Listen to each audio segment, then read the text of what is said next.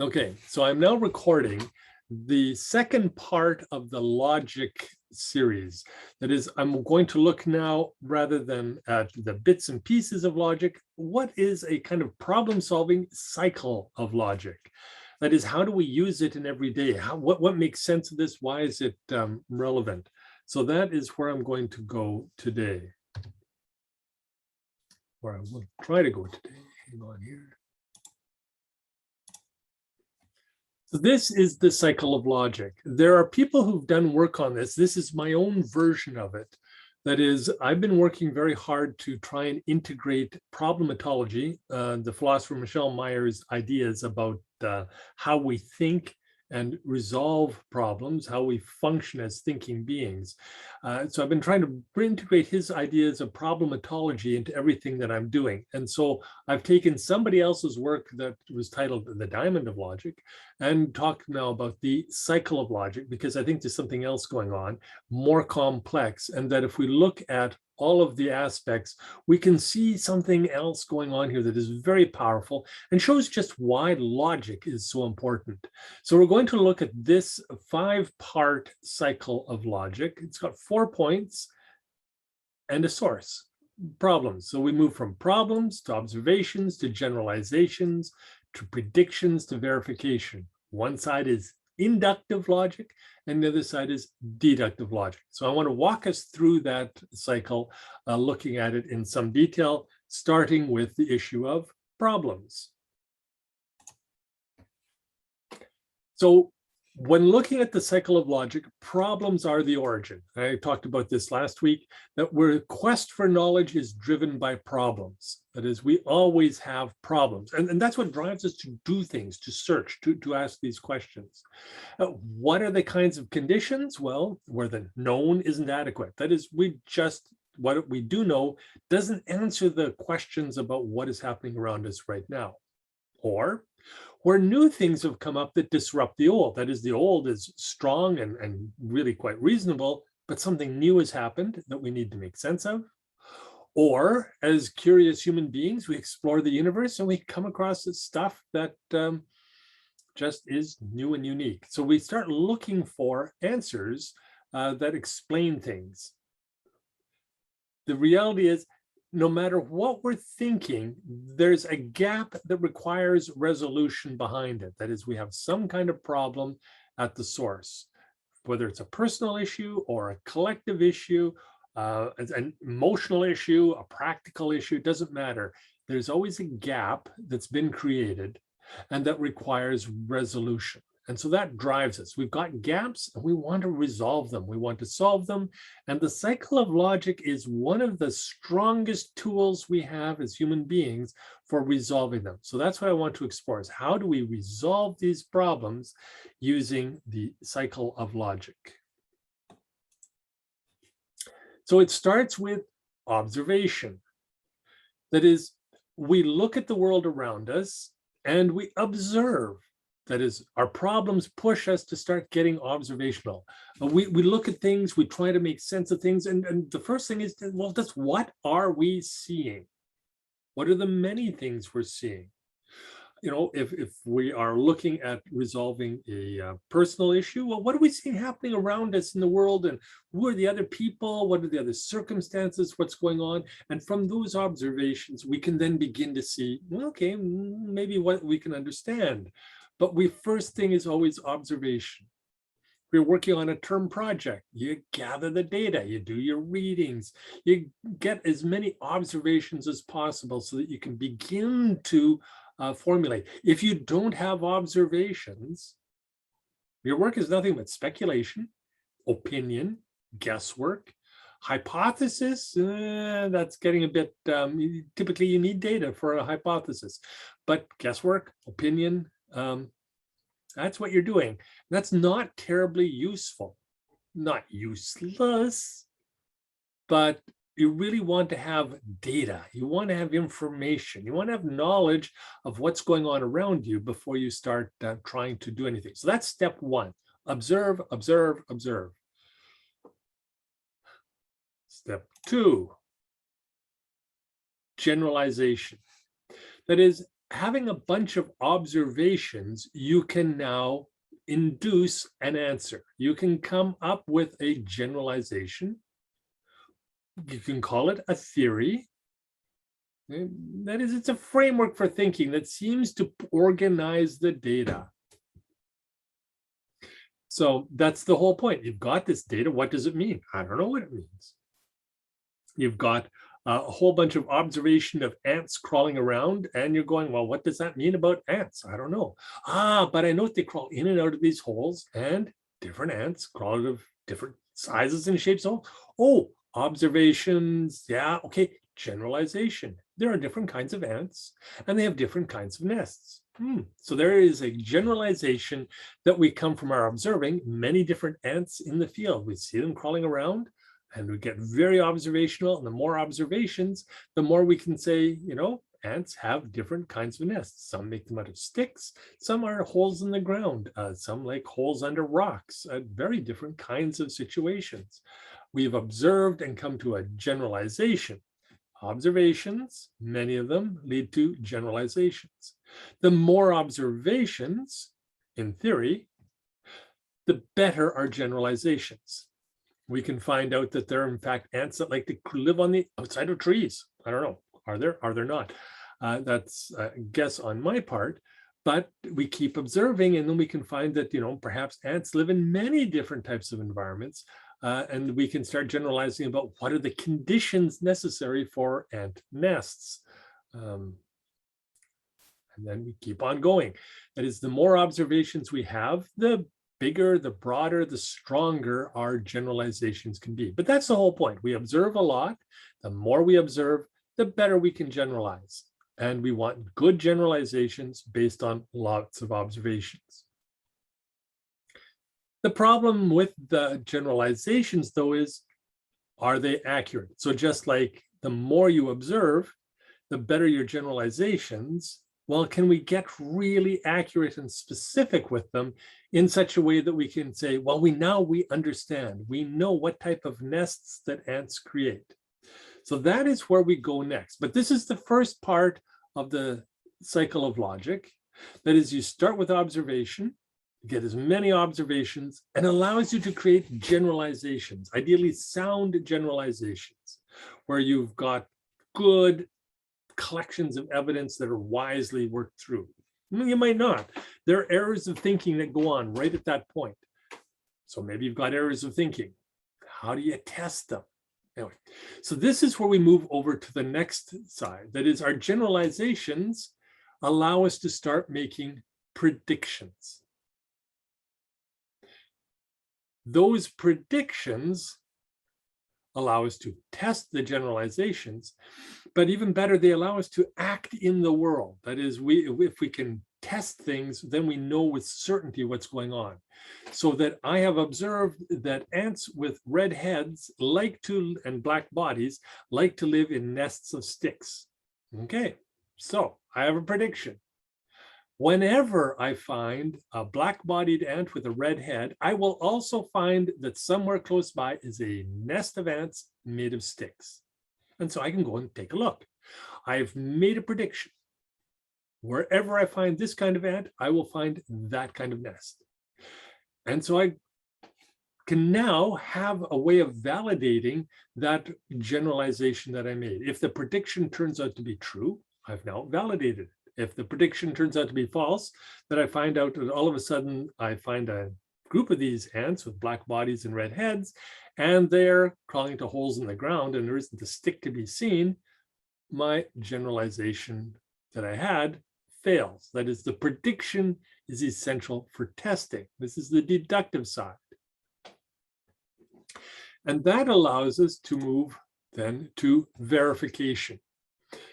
Yes, I have found that whenever I have tested, I have found that my prediction is sound.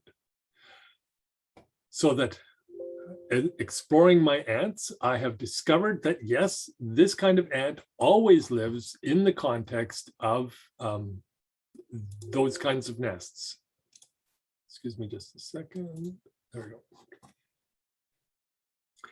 So This is then the cycle here. That is, we've observed, started with problems, we've made observations that allow us to generalize, and then we've gone and tested the generalization through predictions and then experiments in the field that allow verification. This is the logical cycle that allows us to come to clear, solid answers that we can then move forward with. So I'll just move on. And then, and this is the beauty of it, we're now in a position to move out. Having observed my ants in the field, I now have new questions about ants. Well, are there varieties and species of smaller ants and larger ants? And which way do they go? Now that I've verified that this kind of ant lives in this kind of nest, how do I understand what's going on with other ants in other kinds of nests? And how consistent is it? And is it an aspect of the environment? That is, I'm creating new problems that allow me to go out and search with new observations, which will then lead to new generalizations, which provide the opportunity for more predictions, and finally, more verifications. That is, I can go around and around and around, but in doing so, I never follow the loop the same way twice. That is, if I have followed it correctly, when I come around to observing again, I am making new kinds of observations. I'm not going back to the straight old kind, because my prediction verification process has allowed me to know whether or not that preceding round is accurate and where I need to go next, or where I can go next. That is, we have gained real knowledge. So that turns out to be the whole point of this. That is, what we're trying to achieve with the logic, the cycle of logic, is the apodictic. This is what Michel Meyer calls the absolute answer. This is the answer. If it's a capital T, the answer, that's the apodictic. And good logic is a critical piece of getting us there. That is, we want those absolute answers. We want to know yes and no. We want to be able to follow things through in such a way that they are in fact verified. So following good logic, we can tell what is going on, and we can see how we've reasoned our way through the cycle. We've got a structure now that allows us to kind of start looking for errors in thinking, and that's where I want to go next. And we'll get a clearer sense of what we can and cannot know, because if we go back and think about that cycle of prediction and verification, our generalization might lead to many different predictions. And then we have many different things to verify. And this is actually one of the problems of the cycle, is that the cycle can lead to many, many wrong answers. That is, the position where we know that we do not know something. I've tested this prediction on ants, and guess what? No, it doesn't work. I've tested it here, proposition, verification, no, new proposition, new verification. Ultimately, I can come back and say, well, in fact, the generalization I made about ants and their nests is in fact wrong. There's a completely different kind of situation going on. That is, reality is not what I thought it was in my initial generalization. And that can even drive me back to say, well, are my observations correct? Should I have observed more ants in different types, in different ecosystems? And I can keep pushing things back, looking for other ways of gathering the data so that I can come back and finally verify my predictions. So that's the point. Once I have verified my predictions, I have achieved the apodictic, which is what I really want. And why do I want it? Because it provides a stable base from which to pursue further problems. That is, once I have achieved an apodictic, I now have a point of reality that I understand, I know, I have a certain sense of certainty about it, and I can move on. I can do new things. So this is the basic cycle of human knowledge. When we follow through the cycle, I'm just going to run back here a moment. When we follow through the cycle, we are creating the conditions by which human beings advance their knowledge of the world around them. That is, we start with problems, we collect together some observations, we generalize, we predict, and we verify. And that verification allows us to then step into new problems, new areas, and new advances. If we have a scientific answer that gives us the ability to draft and develop new technologies, we can now create new problems with that technology and continue to go around. But the initial cycle that allowed us to produce the technology in the first place allows us to, in fact, to go on and do new kinds of things. That is, this is what progress is. When we're talking about progress, human progress, we're talking about this cycle that allows us to move from observing the world to verifying we know something. And once we know something, we can do things, which is what we want to do, which is we want to solve problems. Of course, the reality of human existence is, as soon as we solve one problem, we have a whole list of new problems, and off we go into the world looking for how do we resolve the new problems that have now emerged. So that's human existence.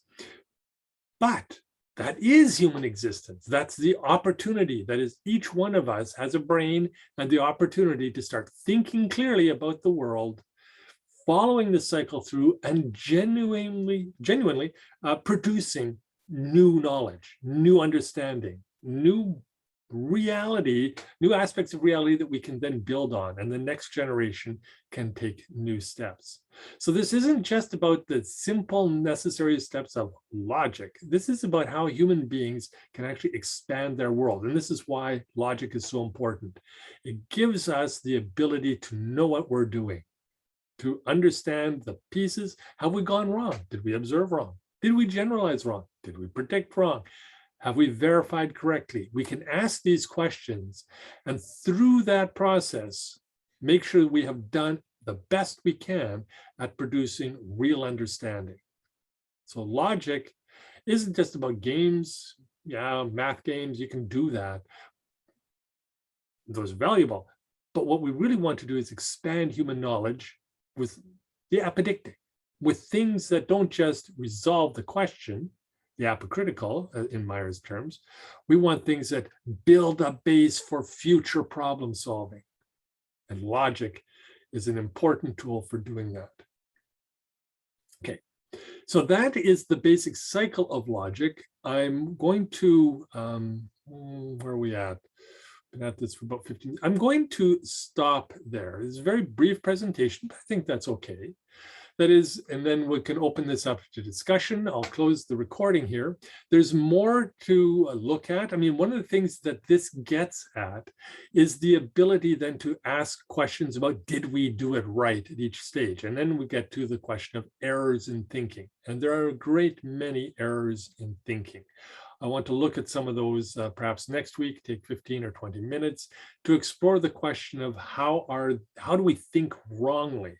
That is, now that we have a cycle of how to think rightly, how do we in fact think wrongly? How does this allow us to begin to see how we've made errors in our thinking? Because errors in thinking are very common. We often end up thinking we have solved a problem or believing we've solved a problem when in fact we have not. There's been an error in thinking that has emerged in the process. And again, that's one of the reasons why this cycle is so important. It helps us understand with clarity how we have done our thinking so we can unpack how we might have made errors in that process. Again, leading to stronger, clearer, more solid understanding of what's going on. So I'm going to end it there and open it up to questions and further exploration, and we can see where we go from there.